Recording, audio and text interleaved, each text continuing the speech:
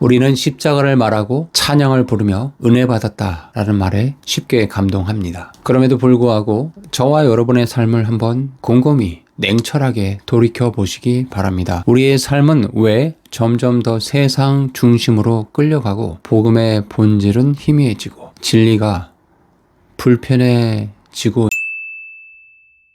이것은 단순한 신앙의 침체가 아닙니다. 성경은 이미 2000년 전에 양의 탈을 쓴 존재가 기독교적인 언어로, 기독교의 형식으로 온 인류를 미혹할 날이 분명히 있을 거라고 계시록의 말씀에서 예언을 하고 있습니다. 요한계시록 13장에는 후반부에 가서 보시면 땅에서 올라온 짐승이 예배를 가장해 진리를 말살하는 존재로 등장하게 됩니다. 그리고 아주 교묘하게 하나님께 드려야 할 경배와 예배를 바꾸고 있는 모습을 우리는 목도하게 됩니다. 이 짐승의 실체가 무엇인지 알아야 우리의 예배가 누구를 향하고 있는지 분명하게 알 수 있습니다. 우리는 지난 시간에 요한계시록 13장 전반부를 살펴보았습니다. 바다에서 올라오는 7머리 10뿔 가진 짐승의 실체가 무엇인지에 대해서 제가 자세하게 설명을 드렸습니다.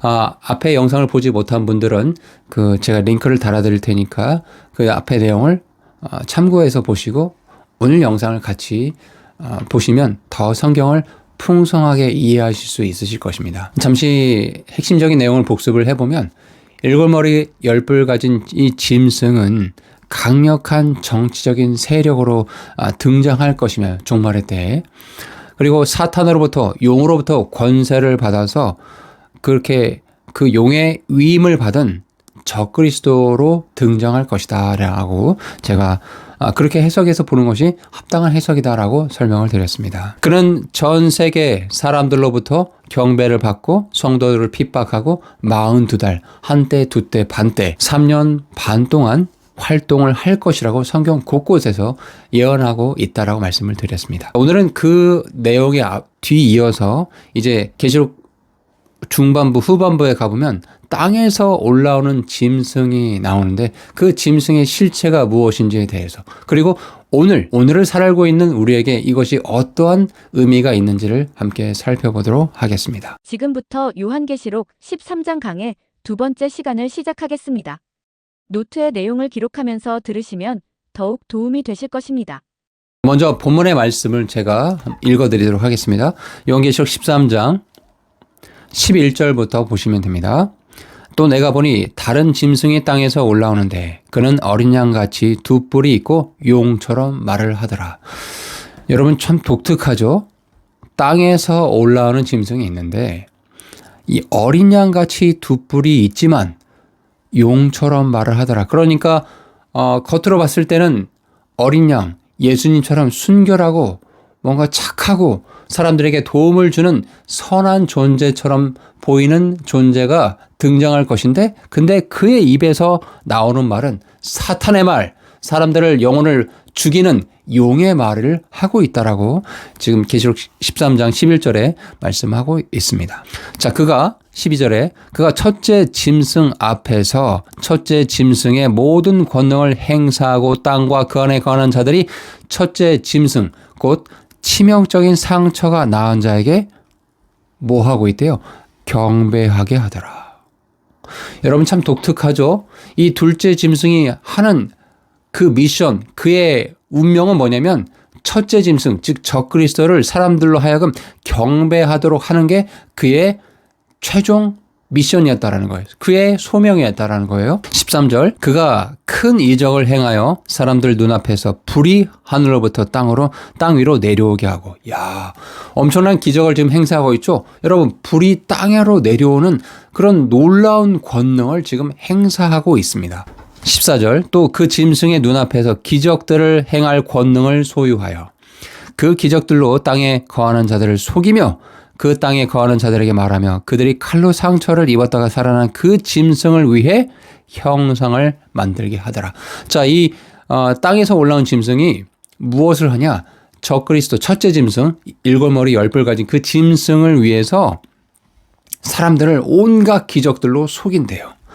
그리고 그 짐승을 위해서 적그리스도를 위해서 형상을 만들게 한다고 합니다. 15절 그가 그 짐승의 형상에게 생명을 줄 권능을 소유하여 그 짐승의 형상이 말도 하게 하고 그 짐승의 형상에게 경배하려 하지 아니하는 자들은 다 죽이게 하더라. 자, 여기 성경을 말씀을 이렇게 읽어드렸습니다. 좀 이제 이 내용들을 하나하나 설명을 드리도록 하겠습니다.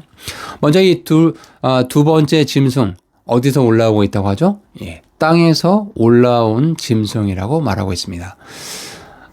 왜 땅에서 올라오는가? 자, 계시록에서 바다는 정치적 격동과 제국을 상징적으로 의미합니다. 반면에 땅은 종교적인 기만과 인간 중심의 체제를 상징하는 것으로 신학자들이 보고 있습니다. 즉, 땅에서 올라온 짐승은 종교적 권위자 또는 거짓된 예언자라고 볼 수 있습니다. 즉 바다에서 올라온 첫째 짐승 그 적그리스도가 약간 정치적인 권세를 행하는 존재라고 한다면 이 둘째 짐승은 그 정권, 적그리스도의 정권이 종교적으로 정당하다라는 영적으로 선동하는 역할을 거짓된 말들로 사람들을 속이는 그런 일을 할 것이라는 것을 지금 성경이 이야기하고 있다는 것입니다. 자, 그의 모습이 어떻다고 했어요? 어린 양같이 두 뿔이 있다고 했죠. 즉 그리스도를 흉내내고 있습니다. 평화와 사랑과 구원을 말하고 있지만 말은 어떻게 하고 있다고 했어요? 그 말의 실제, 즉 어떤 사람이 말을 한다라는 것은 그 말의 내용을 들어보면 그 사람의 본질을 나타내는 것이라고 우리가 잘 알고 있는데 그가 용처럼 말을 한다. 즉 사탄의 언어를 그가 사용한다라고 얘기하고 있습니다. 진리를 왜곡하고 기적과 기만, 속임수로 사람들을 속이는 역할을 할 것이라고 성경이 분명하게 예언하고 있습니다. 교회사에서 이 둘째의 짐승은 거짓 대언자, 거짓 선지자로 동일시 되어 왔습니다. 이는 종교 권력을 사탄의 도구로 사용하는 대표적인 인물 또는 시스템으로 해석을 합니다. 종교 개혁자들은 중세 로마 카톨릭 교황권을 이 둘째 짐승에 비유하기도 했었습니다. 그리고 현대 신학에서는 종말론적인 거짓 종교 지도자 또는 종교적 통합을 이끄는 인물로 이 둘째 짐승이 그 실체가 드러날 것이다라고 보는 견해가 많습니다. 성경적 해석에서 핵심은 이 인물이 외형은 그리스도를 닮은 신성하고 신령한 존재처럼 보이지만 그의 실상은 어떻다고 했어요? 복음의 본질을 왜곡하고 예배의 대상을 하나님께 드리는 것이 아니라 세상의 권세로 적그리스도로 그 예배의 대상을 돌리도록 하는 역할을 한다라는 점이죠. 자, 이런 부분을 이제 예언의 말씀이기 때문에 분명히 이제 종말의 때 정말 적그리스도가 이 땅에 나타나고 그런 일들이 벌어질 때 이 거짓 대언자 둘째 짐승이 이 역할을 할 것이라고 예언의 말씀을 두고 있는데 이것을 오늘날 현대적인 관점으로 우리가 적용을 해봅시다. 오늘날 우리는 복음의 외형은 유지하되 복음의 본질이 비워진 메시지에 둘러싸여 있다라고 저는 판단을 하고 있습니다. 많은 교회들에서 긍정의 힘, 성공신학, 자기 개발식 신앙을 점점 더 중심 무대로 차지하고 있어요. 여러분, 그런 설교 메시지, 그런 메시지 안에는 성경이 본질적으로 다루고 있는 인간의 죄의 문제, 인간이 정말 치명적으로 이 죄로 인해서 죽을 수밖에 없는 존재라는 그 죄에 대한 경고와 그렇기 때문에 하나님께 대해서 80도 회개해야 된다는 이 회개의 메시지, 그리고 그 일을 인간의 힘으로 이룰 수 없기 때문에 참 하나님이시자 참 사람이신 예수 그리스도께서 십자가에서 피 흘려 죽으신 그 죽음의 고난, 이런 복음의 핵심의 내용들이 성공신앙으로 다 빼앗겼다라는 거예요. 더 심각한 문제는 이런 메시지가 단지 얕은 신앙에 그렇게 얕은 신앙으로 만드는 것에 그치지 않고 사람들로 하여금, 여러분 잘 들으십시오, 사람들로 하여금 거짓된 예배의 형식에 안주하게 만든다는 것입니다. 오늘날 예배는 종종 감정적인 경험이나 음악적인 취향에 맞춰진 소비의 대상이 되었다라고 저는 판단하고 있습니다. 하나님께 경배하는 거룩한 헌신은 점점 사라져가고 있습니다. 여러분, 이 땅에서 등장한 둘째 짐승이 종교의 형식을 빌려서 거짓 권세에게 무릎 꿇게 하고 있다고 할 것이라고 지금 예언의 말씀이 기록되어 있었죠. 마찬가지로 우리도 모르게 형식은 있지만, 형식은 하나님께 향하는 것 같지만 진리의 말씀이 부재한 예배 문화에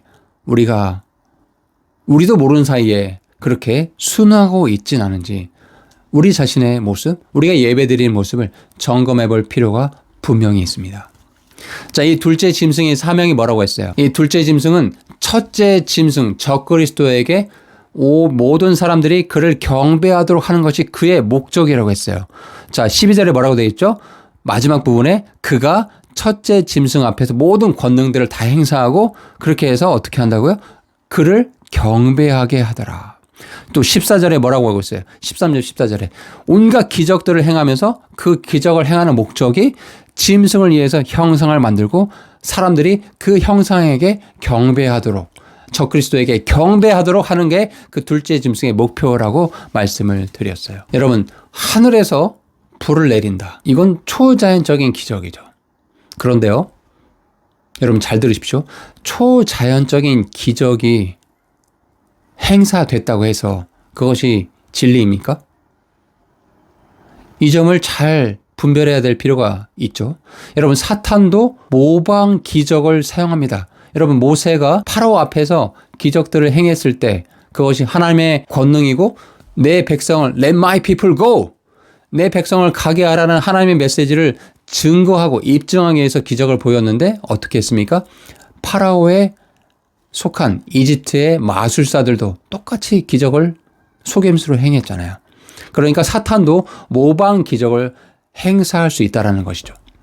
사람들은 기적과 능력에 매혹되어서 진리보다는 현상을 따르게 됩니다.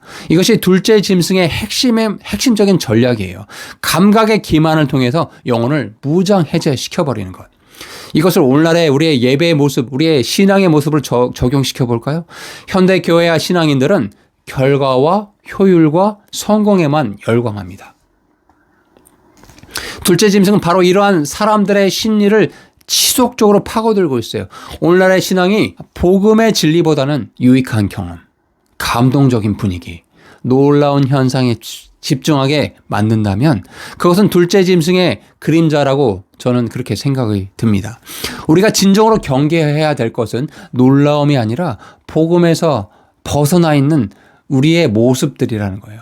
둘째 짐승은 사람들을 단순히 잘못된 예배로 끌어들이는 존재가 아닙니다. 더 나아가 그는 사람이 스스로 하나님을 따르고 있다고 확신하면서도 실제로는 하나님을 떠나게 만드는 종교적인 기만과 속임수를 행하는 아주 사악한 존재라는 것을 여러분 기억하셔야 됩니다. 성도의 눈에서 보이는 기적, 여러분 혹시 기적을 찾고 계십니까? 정말 참된 진리를 추구하는 성도라 한다면 눈에 보이지 않는 진리, 그리스도의 십자가와 부활, 우리의 회개와 하나님께 대한 순종, 이런 것들이 우리의 중심에 있어야 됩니다. 여러분, 우리의 중심에 무엇이 있는지 점검해 봅시다. 이 둘째 짐승은 사람들에게 우상을 만들게 하고 그 앞에 철저하게 절하게 만든다고 했어요. 이 장면은 단순히 우상 숭배가 아닌 신학적으로 종교와 권력이 결탁한 통치 체제를 상징해 주고 있습니다. 역사적으로 이 본문은 로마 황제의 숭배 체제, 또 중세의 교권, 또 현대의 전체주의적 문화권까지 다양한 상황으로 적용되어져 왔습니다.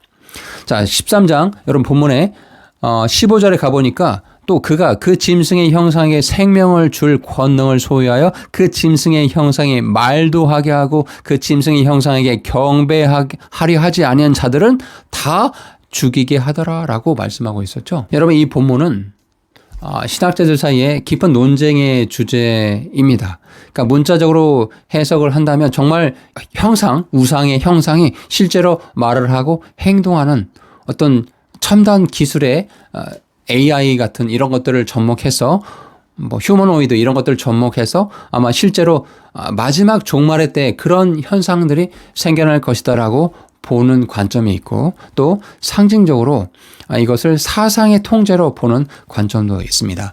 예를 들어 조지 레드 같은 경우는 국가 권력과 종교가 결합되어서 전체주의 종교 시스템이 이런 일들이 나타나는 상징적인 표현이다라고 보기도 했습니다. 또한 근데 반면에 세대주의 계열의 신학자들은 정말 미래에 적그리스도가 등장하고 종교적 정당화 체제로 정말 우상에게 최첨단 기술을 사용해서 그가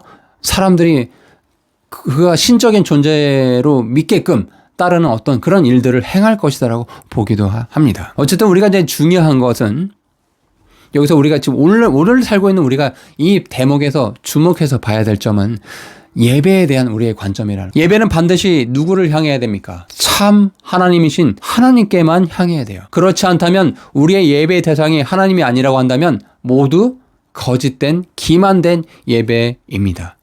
둘째 짐승은 외형상 경건해 보이는 시스템을 통해서 사람들로 하여금 하나님이 아닌 세상의 세상의 권력 구조에 충성하게 만듭니다. 그리고 그것에 따르지 않으면 어떻게 한다고 했어요? 이제 죽음을 당하는 그 일이 발생할 것이라고 말씀하고 있습니다. 이제 뒷부분에 가보면 여러분 이제 많은 분들이 궁금해하시는 666 표에 대한 내용이 나오는데 이 부분은 이제 다음 시간에도 다루도록 하겠습니다. 마무리를 해보도록 하겠습니다. 계시록 13장 후반부에 등장한 땅에서 등장하는 두 뿔 달린 짐승, 그러나 용처럼 말하는 이 짐승은 어린 양처럼 보였지만 사실은 사탄의 실체였다라는 거죠. 거짓 대언자였다라는 거죠. 여러분 이것을 통해서 우리가 뭘 기억해야 된다고 말씀드렸죠? 예배. 여러분 지금 이 순간 우리의 예배가 누구를 향하고 있는지 보셨으면 좋겠습니다. 하나님을 향한 예배를 드리고 계십니까? 아니면 나 자신도 모른 채 형식만 남아있는 그런 왜곡된 체계, 내가 만든 종교 체제를 예배라고 착각하고 있진 않은지 오늘 이 영상을 통해서 오늘날 드리고 있는 예배의 중심에 누가 계시는지를 한번 점검해 보시는 그런 시간이 되셨으면 좋겠습니다.